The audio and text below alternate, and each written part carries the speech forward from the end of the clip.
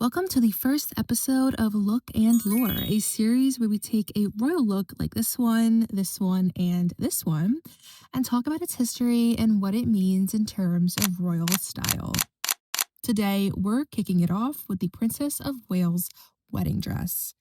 You might remember it when on April 29th, 2011, Catherine, who was yet to be Princess of Wales, stepped gracefully out of a 1977 Rolls-Royce Phantom 6, wearing a wedding dress that would be admired, replicated, and pinned to the top of fairy tale wedding style guides on Pinterest.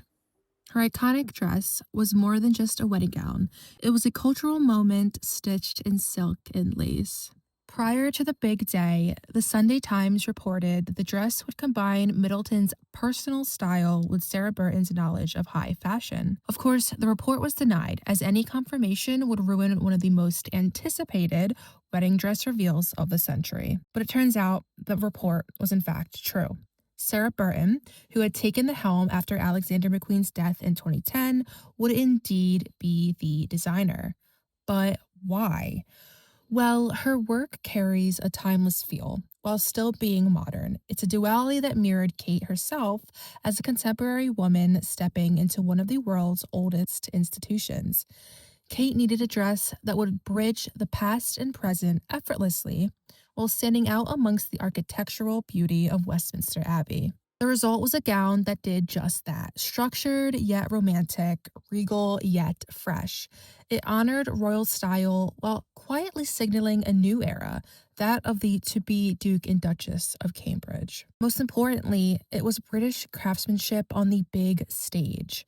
The choice of a British fashion house spotlighted the country's design excellence and craftsmanship, and it's been a cause Kate has championed throughout her royal work today. The dress wasn't just a personal statement, it was a tribute to national artistry, woven into one of the world's most watched ceremonies of the century.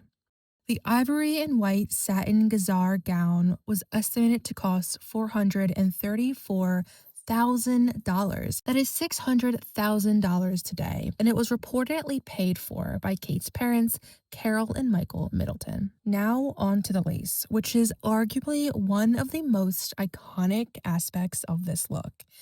The Royal School of Needlework, located in Hampton Court Palace, created the lace on the bodice and sleeves. Carrick-Macross, Chantilly, and English Cluny lace was hand-applied to ivory silk tulle. The work took 3,900 hours over 4 months, and embroiderers had to wash their hands every 30 minutes and change their needles every 3 hours in order to keep the lace in pristine condition. The lace consisted of flower motifs representing the national flowers of the UK, the Tudor rose for England, the shamrock for Northern Ireland, the Scottish thistle for Scotland, and the daffodil for Wales. The lace was so popular with to-be brides that it was dubbed Kate's lace, and while you may not be able to purchase the exact style, you can find similar options online, like this ivory Chantilly lace from Bridal Fabrics. Her veil, also designed by Sarah Burton, was a two-tier drop veil of ivory silk tulle. Above it was the Cartier Halo Tiara, which featured 739 brilliant cut and 147 baton diamonds in a scroll pattern. Now, if you'd like to learn more about its history and the history of other tiaras, make sure you subscribe to my channel. Moving on to the rest of the ensemble. Kate's train was approximately 9 feet long. The average wedding train is only 3 to 4 feet. So it is no wonder why her sister, Pippa Middleton, had to help carry it. Now, if you're wondering about that something blue, Kate did not forget it. A blue ribbon was actually sewn into the interior of the bodice. Her something old was the lacework, and her something new was a gift from her parents, a pair of custom diamond earrings designed by Robinson Pelham.